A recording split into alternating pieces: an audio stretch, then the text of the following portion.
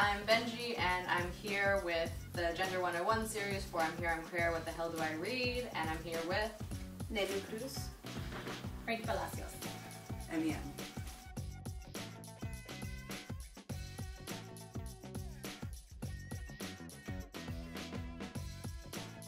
And I wanted to sort of get everyone to share some of their interactions and struggles with presentation, attire, body language in expressing their gender identity. I know personally, having gone through spaces and times when I really felt the pressure to dress myself in androgynous ways and sort of transmasculine ways, especially in Nenu and Frankie, I feel like are two people in the community that challenged me to go back and really claim some of the more feminine or things that are read as feminine in my attire, and I don't know if I ever told you that, but I definitely appreciate it from both of you, and that's sort of been my journey a little bit.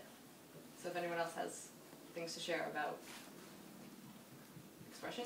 I actually had a similar experience in the opposite way, in that for me, I desired to have a more masculine presentation, but because of some of the restrictions that I feel are placed on me, either by sometimes my peers, sometimes my work environment, sometimes just by society as a whole, I'm not really allowed that. And so I'm forced into more feminine presentations, like, oh, it's like you should wear a more low-cut top, or you should wear a frillier top, or you should wear a skirt. And it just really blows my mind that that sort of gender bias, as it were, still exists in society, and people aren't just allowed to wear whatever clothing they want. I mean, it's just a piece of fabric, right? What's the big deal?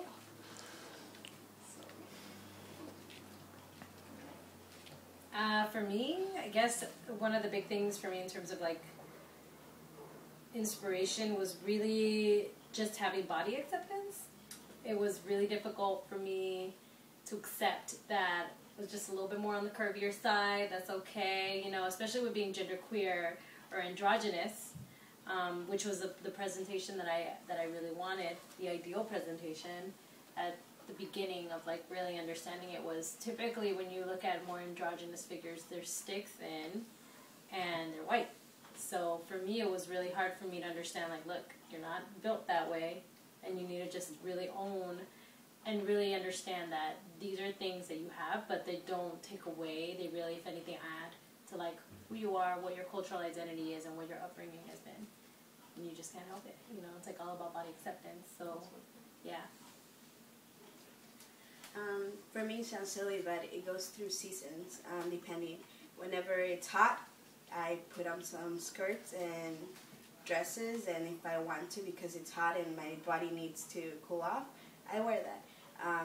But a lot of times it also has to do with safety, especially like recent experiences through trauma and whatnot. Is like I had closed off from the idea of identifying and also showing my identity as a genderqueer individual, because I felt that somehow whenever I was more masculine, I became a threat to myself in regards of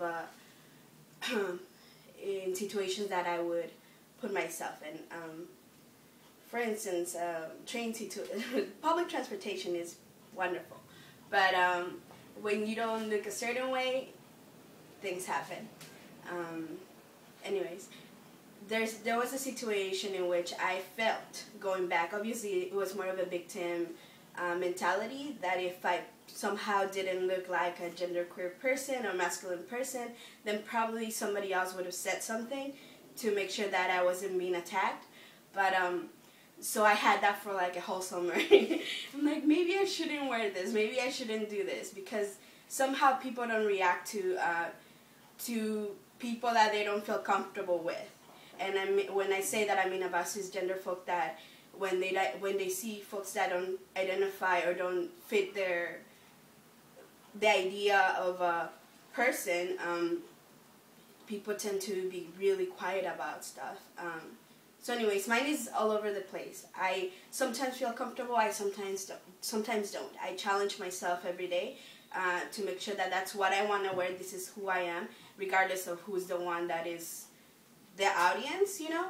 But the truth is that a lot of times I feel like, I'm not going to speak for the community, but we have to think about our own safety when we try to be ourselves, you know. That's great. Thank you all for all that input.